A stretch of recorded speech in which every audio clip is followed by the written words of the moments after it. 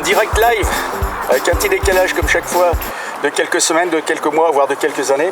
Nous sommes pas dans le Montana, nous sommes au Montarine Ranch à Tourves.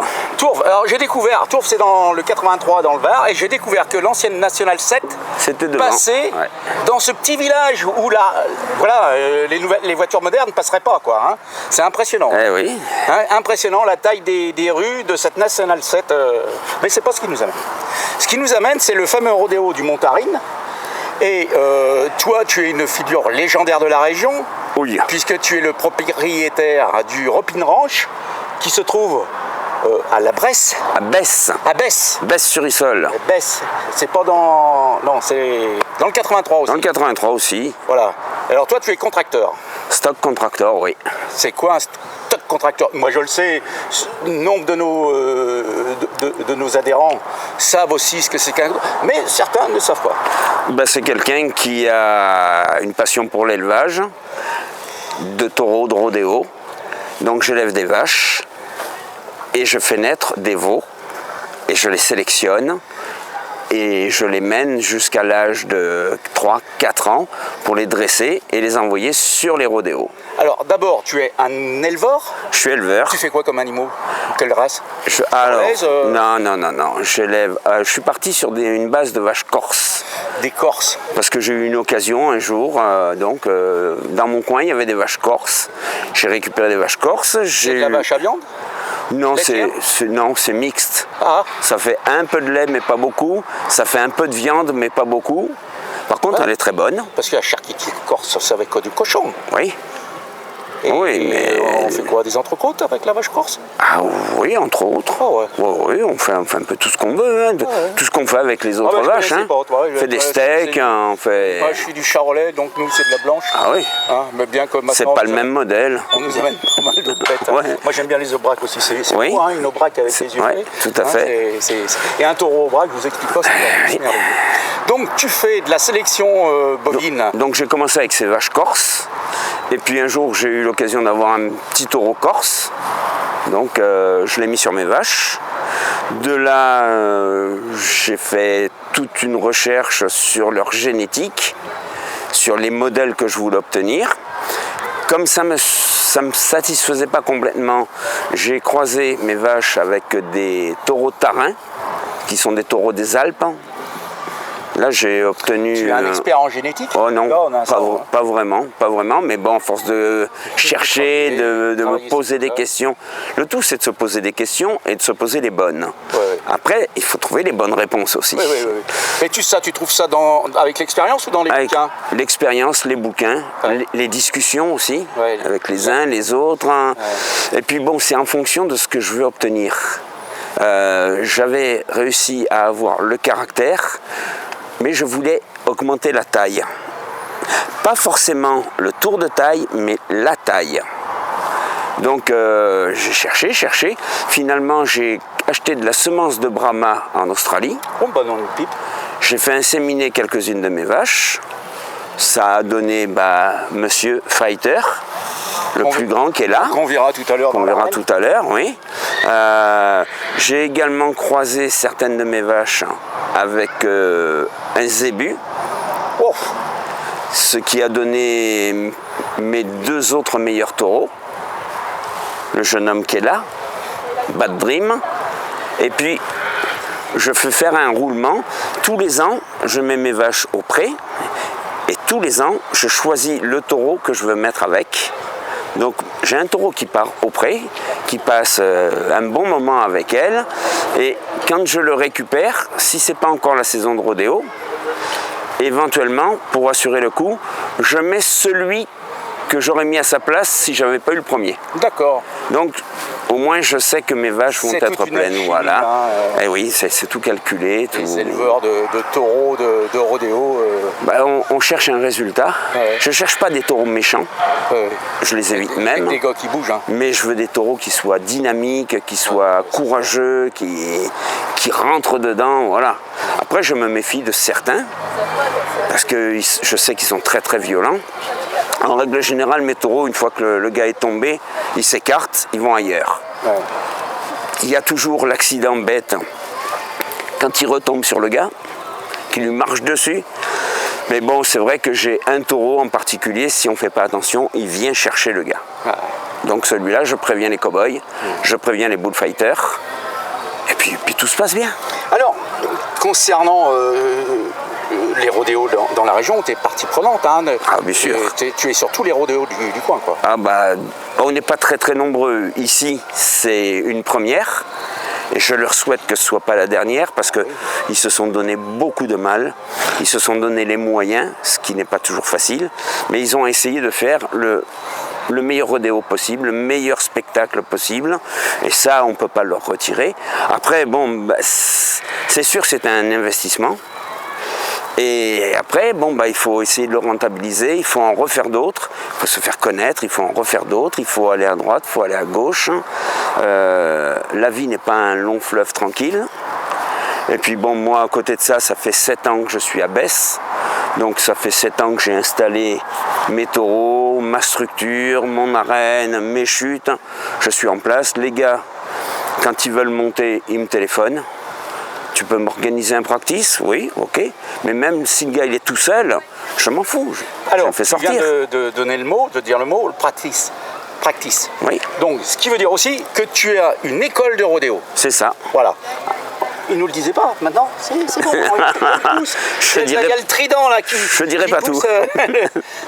Je dirais donc, pas tout. tu as ton école de rodéo où tu formes des cowboys, tu formes quoi, des doorman. Pour l'instant, des cowboys. Ouais. Et par la force des choses, je me suis fait éjecter de l'arène par mes fils qui ont dit papa, t'as passé l'âge. Donc ils ont eu du mal, mais ils ont fini par y arriver. Puis je me suis rendu compte que j'avais plus la vivacité, j'avais plus les réflexes. Sauter sur les barrières. Mais hier je t'ai vu sauter sur les barrières. Oui, on le fait encore. Tu fais pas tes 55 ans, quoi. Non, bah surtout qu'il y en a un peu plus. Oui, non. Il y en a même beaucoup plus. Oui. Mais c'est gentil en tout cas. Oui. Alors tes clients, enfin tes élèves, ce sont des Français, des Belges? Il y a des Belges qui viennent s'entraîner. Beaucoup de Belges qui viennent du rodéo dans la région. Il y a des Belges qui viennent s'entraîner, de temps en temps des Italiens. Oui, aussi. Oui, des Brésiliens. Ah, des Brésiliens de Disney ou des Brésiliens du Brésil? Non, alors il y en a du Brésil. J'ai même un de mes coachs qui fait les écoles au ranch, qui est brésilien, qui a été un grand bull rider au Brésil, Emiliano Ananias. C'est vraiment le top du top. Il est d'une gentillesse, il explique, il prend le temps, il recommence jusqu'à ce que les gars aient compris. Donc tout va bien. Et puis bon, les gars, quand ils ont fait une école, l'école en fait, ça leur permet de venir ensuite s'inscrire sur un rodéo. Ah voilà. Faut avoir une formation. Alors justement, que ce soit le CSNBR ou la BBRA, est-ce qu'ils demandent un diplôme quelconque avant d'autoriser le cow-boy à concourir? Alors, à ce niveau-là, je ne sais pas. Je sais qu'à une époque, n'importe quel Pékin qui se pointait sur un rodéo, il montait. Et il y a eu des abus, il y a eu des accidents, il y a eu beaucoup de conneries de faites. Même au niveau des taureaux, ils organisaient un rodéo avec les taureaux pris chez le paysan du coin. Il avait 2 taureaux dans le pré, ils allaient les chercher. C'est pas une solution, ça. Surtout que c'est une science, puisque chaque rider, parce que dans le métier vous appelez des riders, les cow-boys. Oui. Chaque rider prépare sa monture, sa montre, c'est lui qui met, comment vous appelez ça, l'arnèchement, la bull rope. La bull rope, tout ça, c'est le cow-boy, c'est le rider qui prépare sa montre, et c'est pas quelqu'un d'autre. C'est exact, sauf que, alors, le rider pose sa bull rope, le stock contractor ou un délégué par le stock place le flanc, c'est donc la sangle à l'arrière qui va aller chatouiller un petit peu le taureau, qui contrairement à ce que tout le monde dit, ne lui coince pas les choses de la vie. Ça c'est une ânerie, parce que bon... Ils les ont encore? Bien sûr, tous. Quand je dis taureau, c'est taureau. Si je sors un animal qui ne les a plus, je dirais c'est un bœuf. En Nouvelle-Calédonie, ils montent beaucoup de bœufs. Ça pose de problème à personne. Mais voilà, nous c'est des taureaux, c'est des vrais. Mais donc la sangle en fait sert juste à les énerver un petit peu. mais on leur fait pas mal, on les blesse pas. Nous, on met du talc pour que ça glisse bien. Voilà. C'est des athlètes. C'est ce que j'ai vu. Ah, oui, c'est oui. des athlètes. C'est professionnels de haut niveau. C'est mes bébés. Je les ai fait tous naître. Donc je prends plus soin d'eux que de moi. Ouais. Donc ça c'était une aparté. Ouais. Donc pour en revenir à ce qu'on disait, le cow-boy lui pose sa bull rope, se prépare, et quand il est prêt, qu'il a déjà au préalable mis son gant, son casque, ses éperons, tout. Et qu'il a chauffé son gant, hein, et alors de la résine sur sa corde, sur sa bull rope, il la chauffe. Après, il chauffe la poignée, il met dessus, et ensuite il y a un nœud, une façon de passer la queue de bull rope pour bien tenir, et puis hop, il fait signe. Quand il fait signe, la porte s'ouvre. Alors, la corde avec son nœud, mais enfin, qui n'est pas. C'est pas un nœud. C'est pas un nœud, quand il lâche, ça se défait tout seul. Normalement, si tout va bien. Ouais, d'accord. Maintenant, il arrive que de temps en temps, il y ait ce qu'on appelle un hang-up. On en a vu un hier. Ouais. Le gars reste accroché. Ouais. Ça arrive assez souvent avec les bull ropes américaines. Ouais. Ça arrive très très peu avec les brésiliennes qui sont plus larges, qui libèrent la main plus facilement. Mais bon, c'est un accident qui arrive. On voit ça parce que nous-mêmes, tous les deux, là, on se connaît via Facebook, hein, on communique des vidéos américaines où justement le truc c'est les gars qui restent accrochés. Ça doit faire mal. Hein. Là, les gars. Ah oui, mes deux fils en ont fait l'expérience. C'est hard. On se tord pas le pouce là, c'est autre chose. Ah non, ça tire partout, sur l'épaule, le coude, Et puis bon, après il faut s'en libérer. Ouais. Et où le bullfighter arrive, ou un pick-up man peut-être. Non, un pick-up man en règle générale, ils sont plus à l'extérieur. Ils sont plus là pour rattraper le taureau ou l'assaut et le ramener. Mais là aussi ils peuvent intervenir. Mais en règle générale, ils laissent aux bullfighters le soin d'intervenir, parce que c'est quand même leur job, ils savent exactement ce qu'ils font. Bon, mais c'est pas toujours évident, hein. Les gars ils trinquent. Hein. Bien souvent c'est le taureau qui les décroche en leur marchant dessus. Eh oui, c'est la double peine. C'est même la triple, parce que tu es tombé, tu es resté accroché et tu te fais piétiner. Oui. En plus, tu as payé ton engagement et tu ne reçois rien en retour. Voilà. Enfin, bon, Marco, on a autre chose à dire là-dessus? On a fait le tour? On a fait le tour. Je te remercie pour cet entretien. Je t'en prie, ça a été un plaisir. Il rentrera dans le cadre du reportage sur le Montarine Ranch et son fameux rodéo. Et au plaisir de te voir sur ta propriété, sur ton ranch. Quand tu veux, il y a un rodéo par mois. Oui, j'ai vu ça, oui. Parce qu'on fait un championnat et les riders marquent des points quand ils en marquent.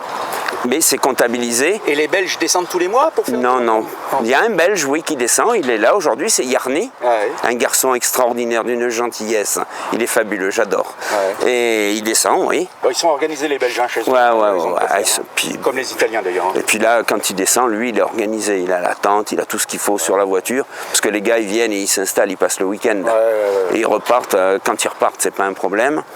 Et donc, on a un rodéo par mois. Jusqu'au mois d'octobre. Pour Halloween, ce sera la finale. Le cowboy qui aura marqué le plus de points recevra la belle boucle. La big buckle. Oui, alors tiens, j'ai appris que les boucles, d'ailleurs elle est belle la tienne, sont faites, vous les faites faire à l'unité au Brésil ou aux États-Unis? Brésil, Mexique, États-Unis, mais il n'y a pas que. Celle-ci, par exemple, est faite à la main en France. Ah oui. Par un artisan. Ah oui, belle boucle. Hein. Ouais, c'est sympa. Mais c'est vrai qu'on arrive à avoir des boucles magnifiques maintenant. Oh, ça scintille. Eh oui. Vous voyez le nombre de nanas, là, de petites jeunes qui ont ces boucles là, qu'elles ont gagnées en barrel, oui, bien sûr. En pole racing. Pole bending. Pole bending, toutes ces choses. Eh oui. Bon, allez, on pourrait rester là 2 jours. Ah bah oui, même. Parce que moi j'ai soif. Hein. Oui. Ça nous arrive à tous. Marc, à bientôt. À très bientôt. Allez, ciao.